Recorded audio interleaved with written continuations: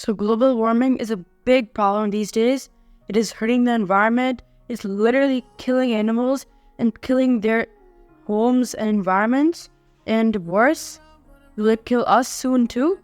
Hey guys, welcome back to another video of YouTube Pro. So today I will be talking about global warming and how it is affecting us and how it's killing the environment, killing the animals around us.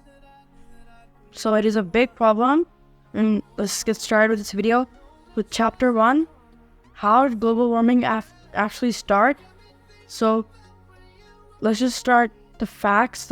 So basically, global warming actually started near the 1850s when we started burning fuel and burning fossil fuels for car engines and factories, a lot of stuff. And since then, we have really been making the globe and the whole earth much hotter, and now we're just doing a lot of stuff like melting ice caps, just doing a lot of stuff to the environment. But let's talk about some statistics. So here's a graph that shows how much each country contributes to global warming overall. So as you can see, China is at 30%, basically 1/3 of the entire world. US is at 15%, and overall, the biggest contributors that make up actually half of the entire world CO2 emissions is actually China and the US. So those are the two biggest contributors to global warming. And so far, we have risen the globe and the Earth's temperature by 2 Fahrenheit. That might not sound by that much, but it's actually a lot since it takes tons of energy to raise the temperature of the Earth. It is a huge planet, way more bigger than you think. So the Earth is actually warming up by around 0.3 degrees Fahrenheit every single year. So it is not warming up too fast, but as the years go past, they turn into decades and then centuries, we are making a big impact on the Earth. So that is pretty bad. And if we keep on doing this, we are melting ice caps, which rises the sea and just a chain reaction. So this is actually affecting us greatly, and we have to stop doing it. But before we get into how do we stop, let's talk about how it is affecting us and our daily lives. So it is definitely affecting the animals and the environment. Like I told you, the Earth is actually warming up the fastest near the Arctic, and lots of animals like polar bears, penguins, sea otters, stuff like that live up north near the Arctic, they are in big trouble since ice caps are melting, which means polar bears don't have homes anymore and a lot of other stuff. So that is pretty bad news for them, and bad news for us too, because by 2100, around 70 to 80 years from now, the seas and oceans will have risen so much by 1 to 12 feet. So much land will be uninhabitable by humans, since the sea will just have covered so much of our borders. Then a lot of land will be inhabitable and we will just not be able to live there. So there are lots of cons to global warming. This is very bad for us. And even worse, the more humans that are produced, the more humans that are born, the more cars that will be made to transport them, more factories will be made to produce stuff that we need, and it's just a chain reaction, and even more CO2 is produced, even more greenhouse gases, and even more damage done to the Earth. So this is very bad.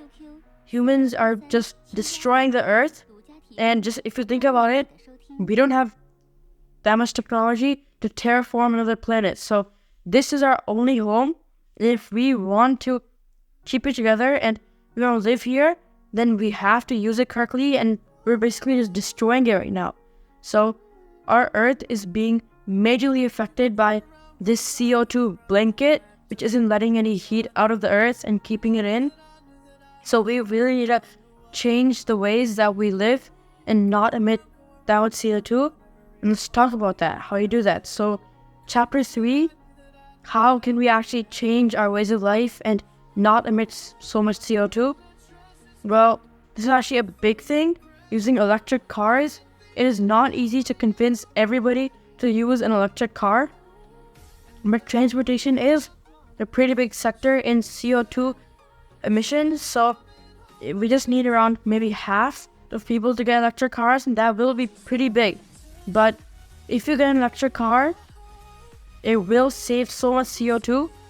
Just one day a car is actually emitting so much CO2, you won't believe the levels. So transportation is one of them. Also, these small things you can do. Let's say I'm not using this light, I can just turn it off, turn this light I have over there off, and let's say I'm not using it, turn it off, turn all the lights off that I'm not using.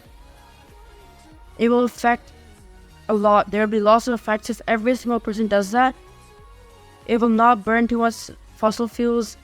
Big effects will happen everywhere. Same for like just a tap for toothbrushing or something. I don't know, lights. There's just a big list.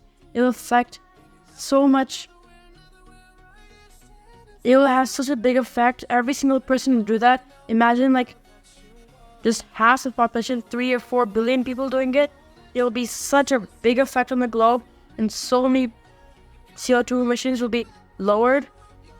So these small things can help lower CO2 emissions a lot. And actually recycling is also another one. I actually did a research paper and essay about recycling just in school a few weeks ago, so I know about it. Recycling actually saves a lot of energy compared to just trashing materials. You can actually save energy than producing new materials. So you're just recycling cardboard boxes or cans or anything. It also has a big effect. We don't have to burn more fossil fuels and make more energy. So these small things can make a big difference. So that's it for today's video. Global warming is very dangerous since it is basically affecting our lives and affecting if we will live or not, and if humanity will be destroyed in the next century. So we will really need to pay attention to this.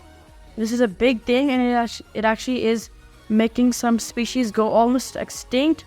So global warming is a very bad thing, but our science is really evolving and we're getting new robots and stuff like that. And we're taking technology to the next level, like I showed you, AI. So hopefully we will use all this new tech for good things. We will use it to lower CO2 emissions and help global warming and help so many species and so many animals out there and help ourselves too. So I hope you listened to me and learned about how doing all this stuff can help CO2. And if all of you do this, then the earth will actually get slowly cooler. It will take a long time, but it will get cooler, and we might be able to reverse this damage we've done to our earth. So that's it for today's video. Hope you liked it, and I hope you follow my advice of doing all these small things like recycling, turning off the tap while toothbrushing, or just turning off a simple light. So I'll see you in the next one. Bye for now. YouTube Pro out.